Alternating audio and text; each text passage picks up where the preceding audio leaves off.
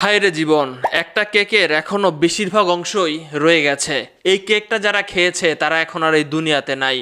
বাংলাদেশটা কি এখন এমন পর্যায়ে চলে গেছে যে মানুষ অভাবগ্রস্ত হয়ে নিজের জীবন নিজে দিয়ে দিবে, বা মানুষ একাকিত্ব দূর করার জন্য নিজের জীবন নিজে দিয়ে দিবে? যশোরের ঘটনা আজকে খুবই মর্মান্তিক বা খুবই হৃদয় বিদারক একটি ঘটনা ঘটেছে। এখানে একটি কেক দেখতে পাচ্ছেন এবং এখানে একটি ভ্যানিটি ব্যাগ দেখতে পাচ্ছেন এবং এখানে রয়েছে কোমল পানি জাতীয় জিনিস, যেগুলো কোকা কোলা বলি বা বিভিন্ন রকম জিনিস বলি। এইটা জাস্ট রেল লাইনের পাশে বসেই খাচ্ছিলেন মা এবং মেয়ে। মা 10 বছর আগে বিয়ে করেছিল, সেই পক্ষের একটা সন্তানও হয়েছে। মিমের বয়স 12 বছর। যার কেকটা অনেক বেশি পছন্দ, তাকে কেক দিলে তাকে যেখানে নিয়ে যাওয়া যায় না সেখানেও নিয়ে যাওয়া যাবে।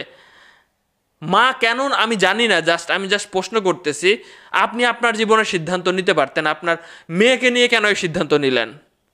মিমকে কেকের লোভ দেখিয়ে নিজের মা, এই মেয়ের কথা কি বলবো, এই লাকি বেগমের কথা কি বলবো, 10 বছর আগে বিয়ে করে, তো সেই সংসারটা তার হয় না।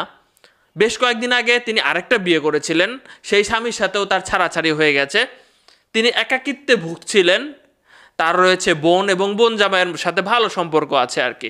এখন ভাই, কে কারে দেখে এই দুনিয়াতে? বোন বা বোন জামাই কতক্ষণ দেখবে, একজনকে কতটুকু টেনে তুলতে পারে?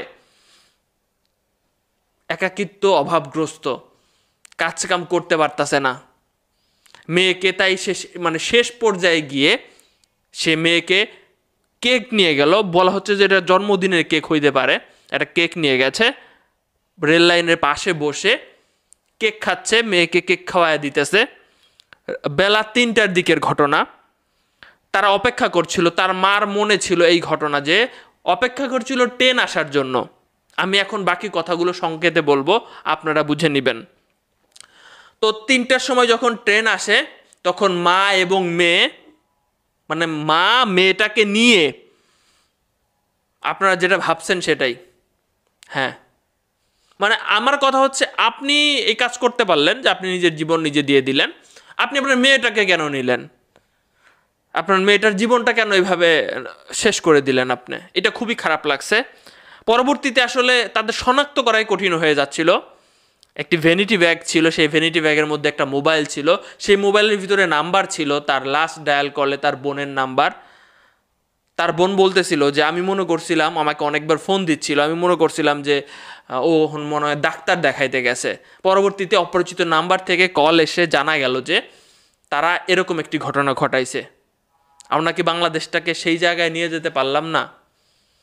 এখনও বাংলাদেশে মানুষ অভাবগ্রস্ত হয়ে, কারণ তার স্বামী নেই, তার কোনো ব্যাকআপ নাই। কিন্তু আমি এদেরকে বলি যে ভাই, কাজের অভাব নাই বাংলাদেশে। আমি তো লোকই পাই না কাজ, দেখি যে কাজের জন্য।